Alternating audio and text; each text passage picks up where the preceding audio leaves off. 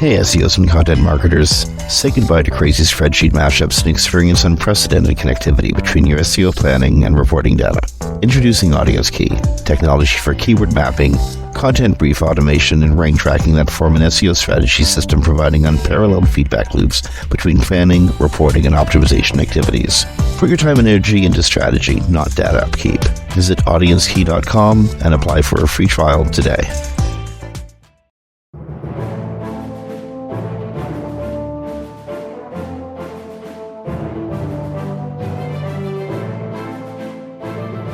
Okay, so we got an interview with an SEO legend.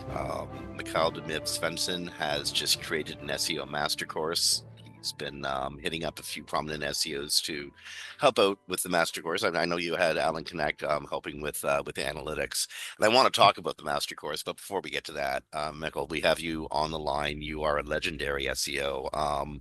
First of all, how you doing, man? I haven't seen you in live in probably 18 years. I've been doing good, but yeah, we both traveled a lot around for the conferences in the early days, and but I think somewhere, I mean, in the mid zeros or something, I got a little bit tired of all the traveling. I have to say that, Yeah.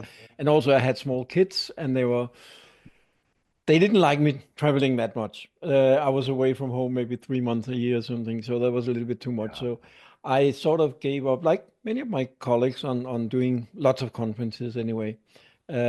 But I'm still doing good and basically doing the same thing, just in new ways.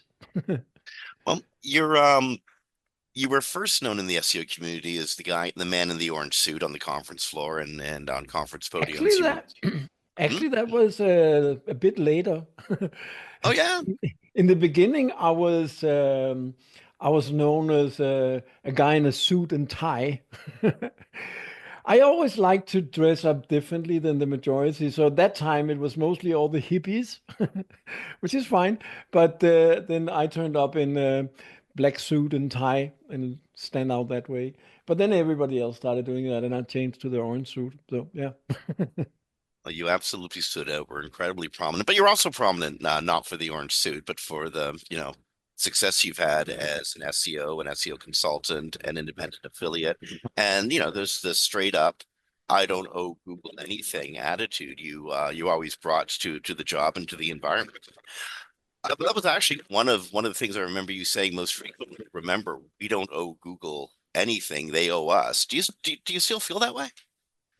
Well, I think it's so I see Google as a media. It's to me it's like other medias, TV stations, newspapers, and so on. And we live by each other. We provide some information that Google can then benefit from, make money from, which they do really well. But we also make money from Google. So but I don't owe Google anything, just the same way as I don't owe the newspapers or the TV stations anything.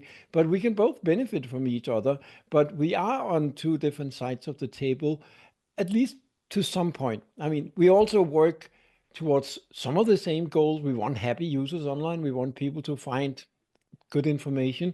But by the end of the day, I'm competing against other businesses, not against Google.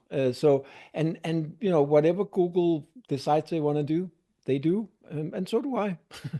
Well, As long there's as it's actually legal. you're in an interesting position. I'd say more so than a number of other SEOs because you've seen Google from a number of different angles, from an SEO, an affiliate marketer, and now as a content creator. The last, I think, 6 or 7 years, you've had a pottery YouTube channel that's become incredibly successful.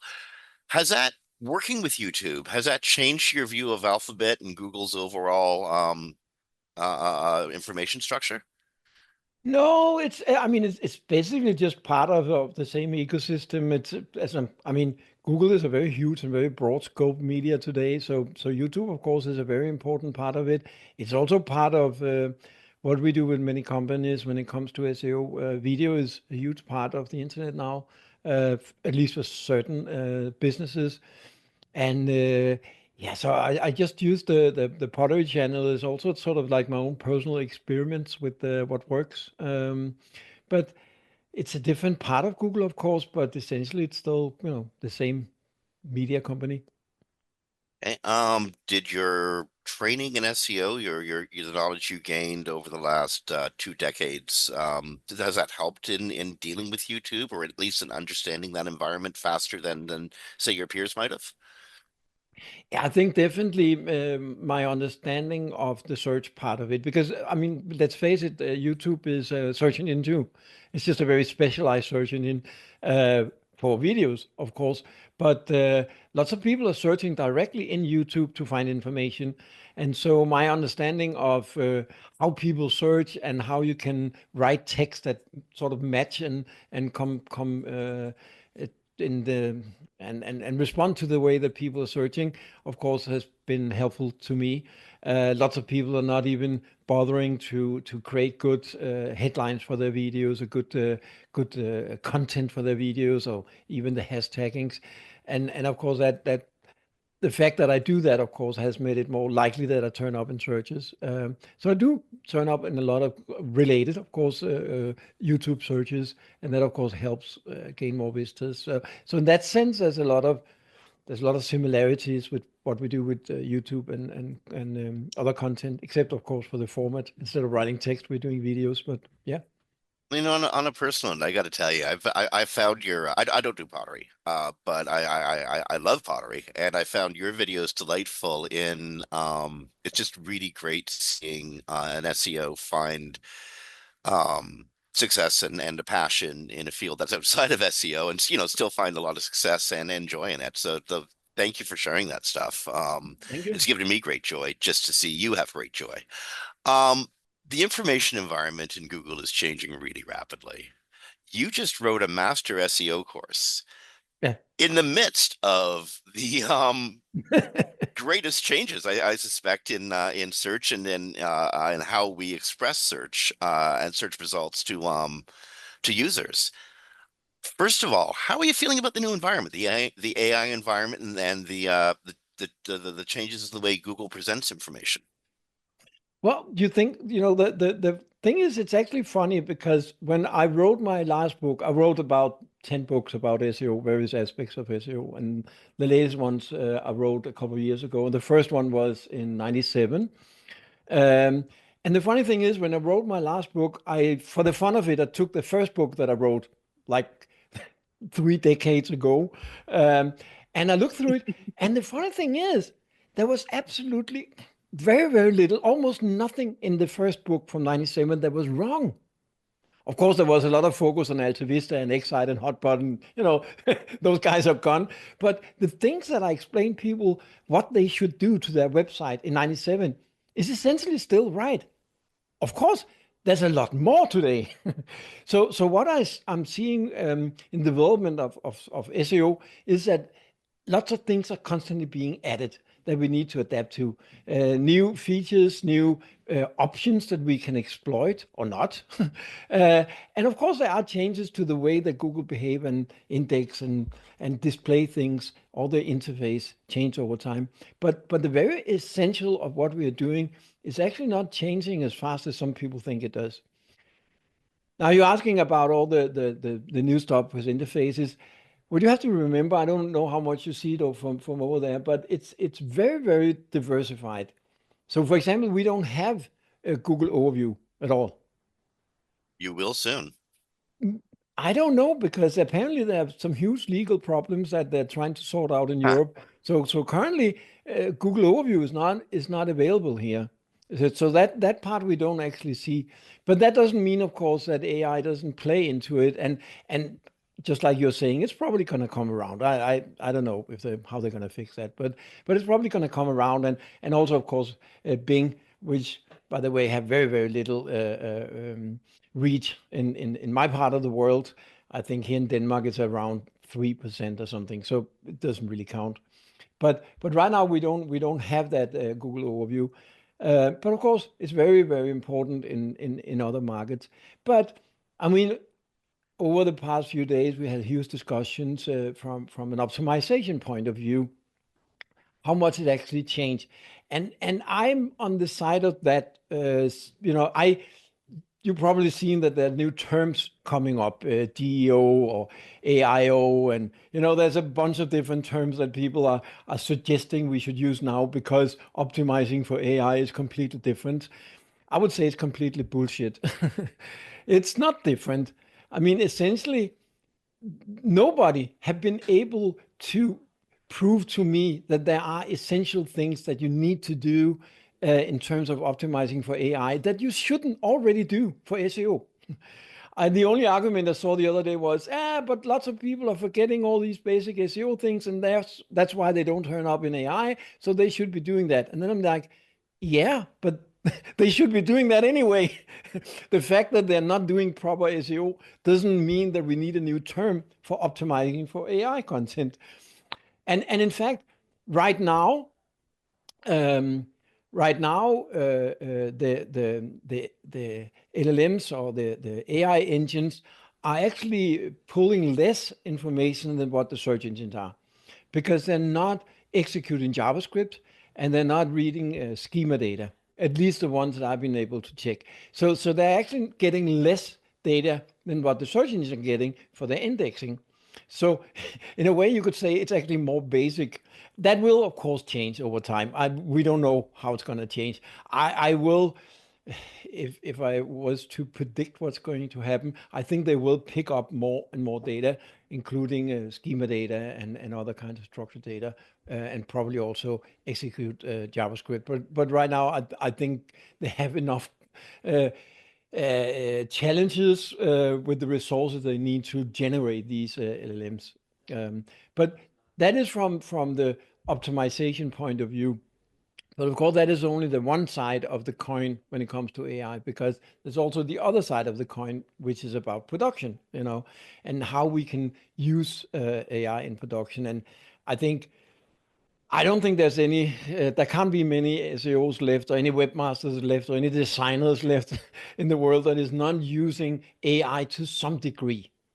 Uh, I mean, I use it as I said, I came from the music business. I use AI in various forms in the music business, not so much as a push button solution, like I push a button and then it creates music for me. That's not how I use it, but I use it as a tool, as part of what I do.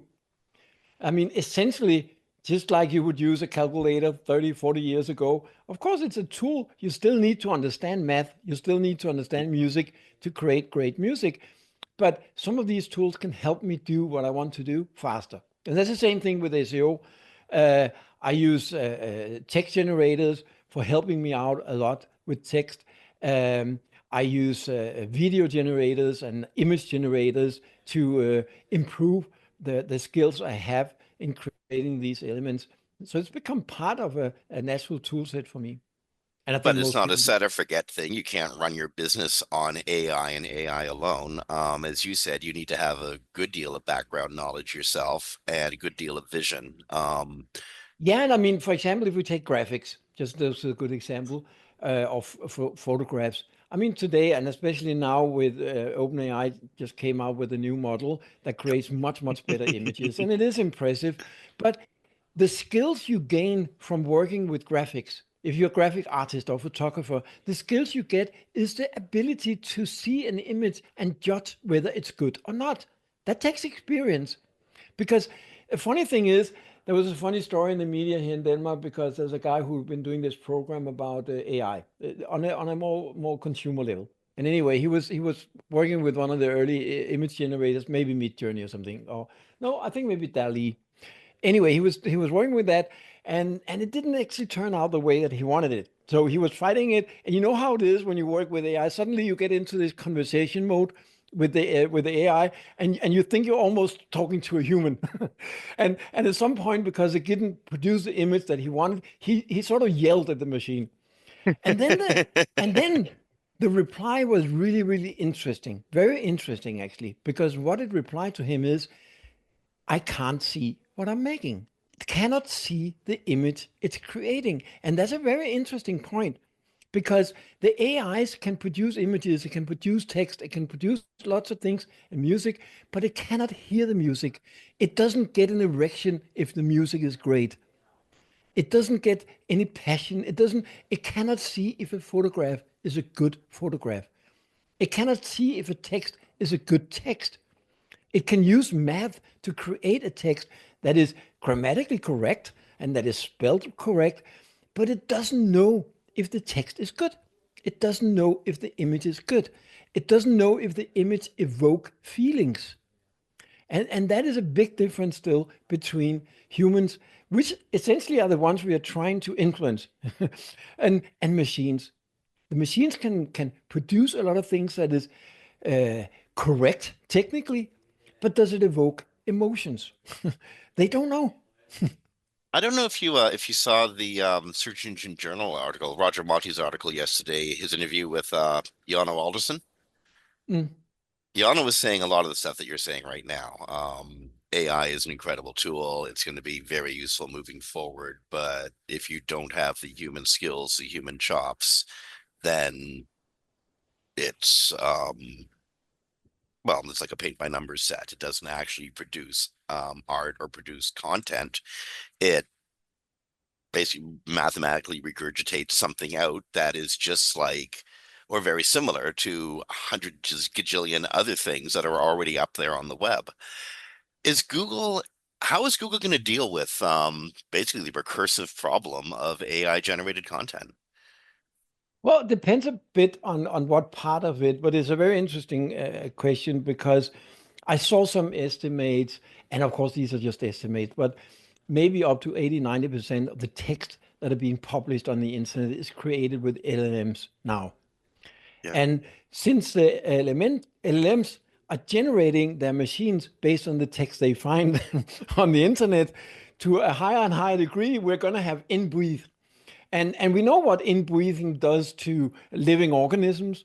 And I suspect that in the end of the day, it will create the same sort of problems that if you're eating your own tail, you're not going to survive in the long run.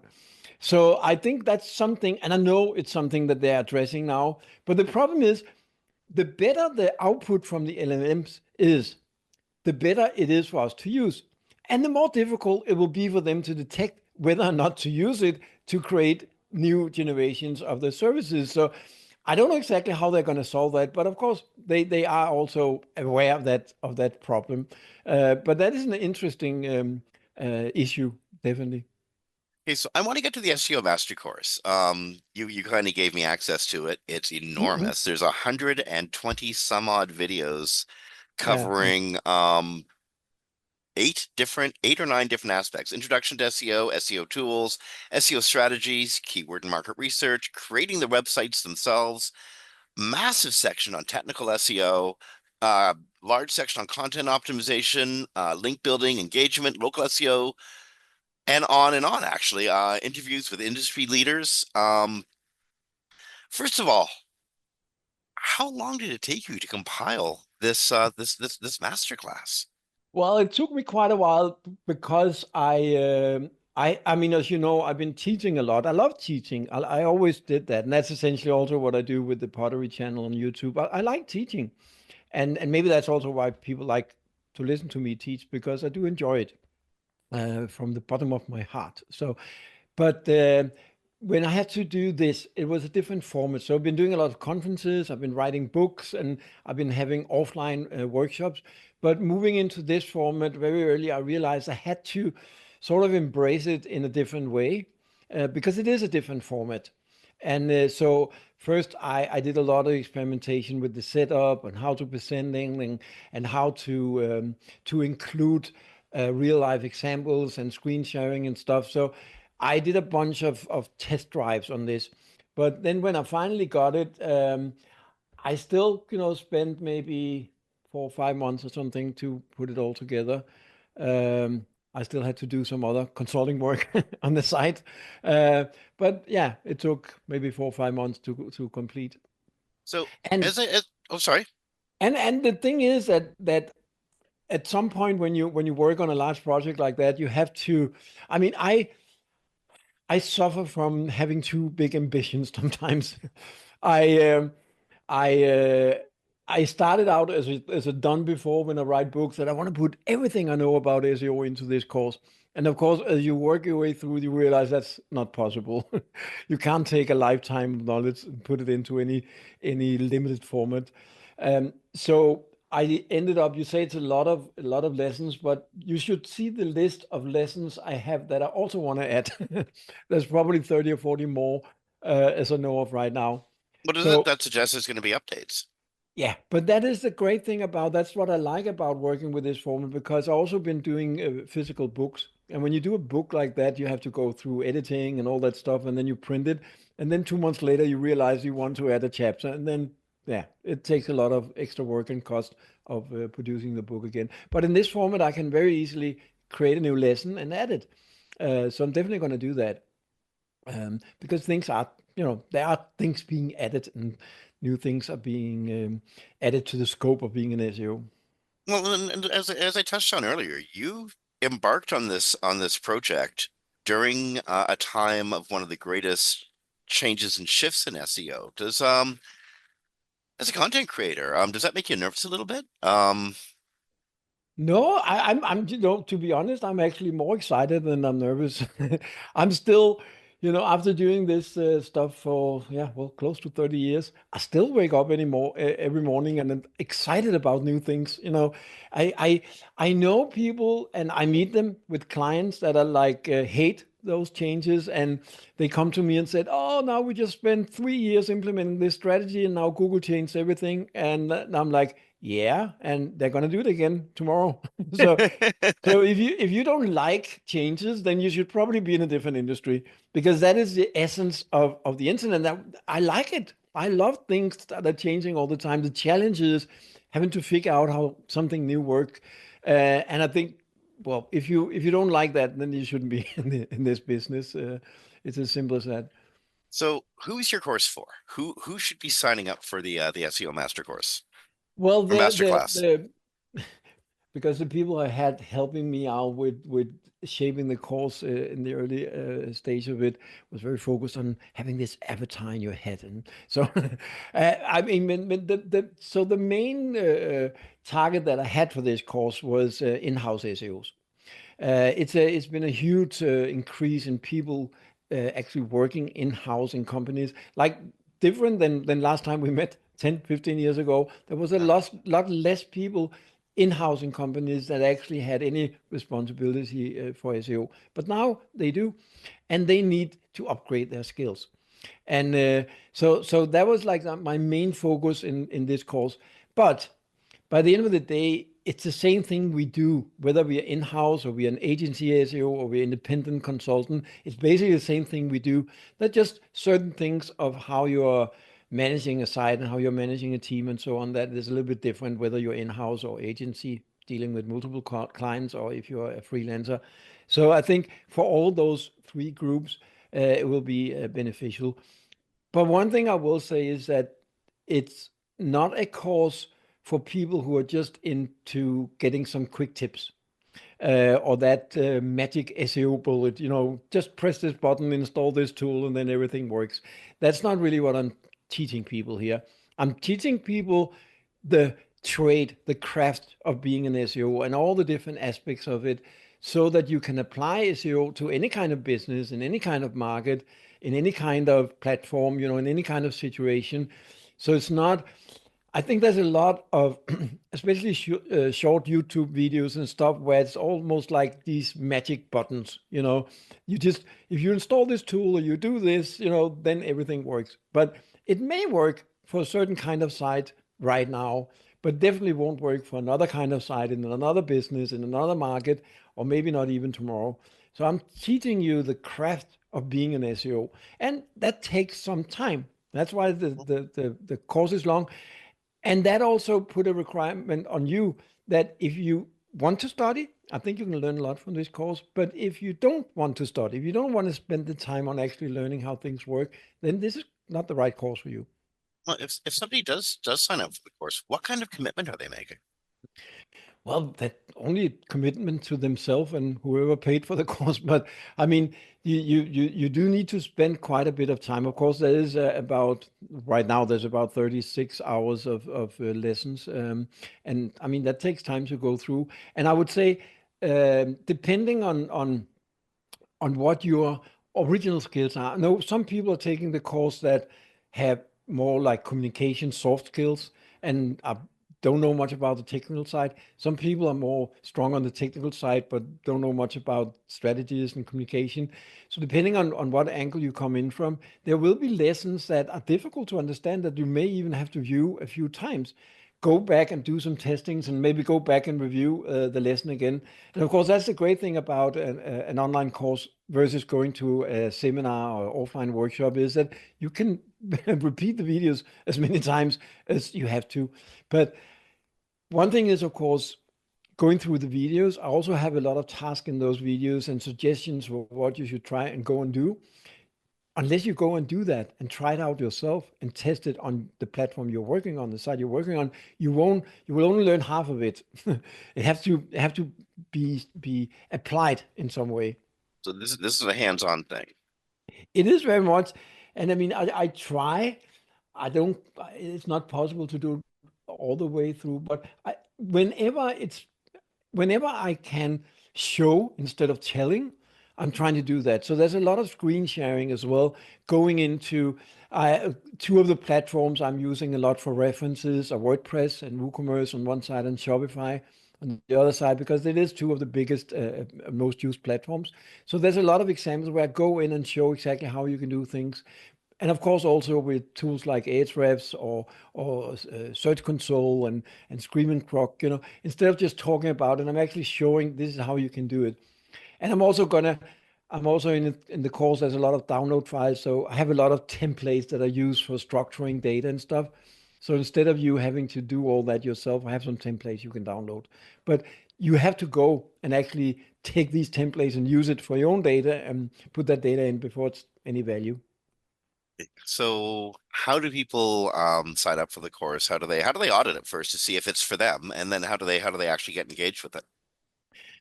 Well, I just launched it a week ago, so everything is still very, very new. And I did, of course, have the first handful of signups, mostly through social networks, my emails and stuff.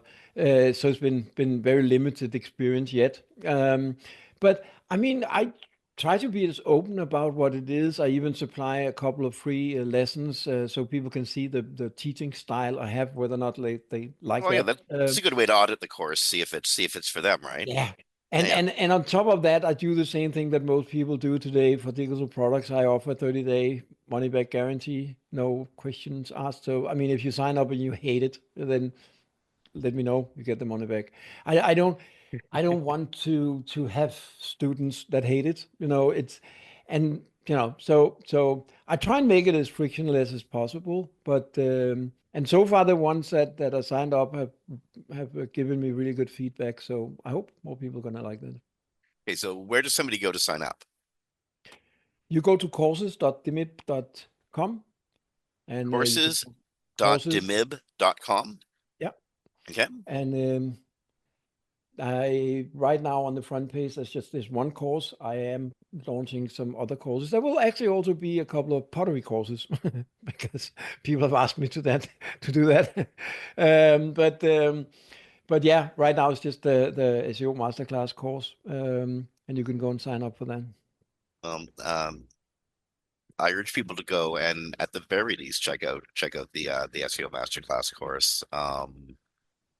I've looked through it and it's incredibly extensive. Mikkel deMib Svendsen, thank you for your contributions to the industry. And thank you Thank for you. spending time with us today. Thank you. It was And wonderful to check up. well, yeah, it's really cool to catch up with you. And I'm It I'm was. I'm, I'm glad I'm really glad to see you in this format. Hope to see you in real life sometime soon. I hope so too. And yeah, maybe we're going to be united now with Europe and Canada and all. So I very much expect so. Elbows up, eh? Yeah. See Stay you well, soon. brother.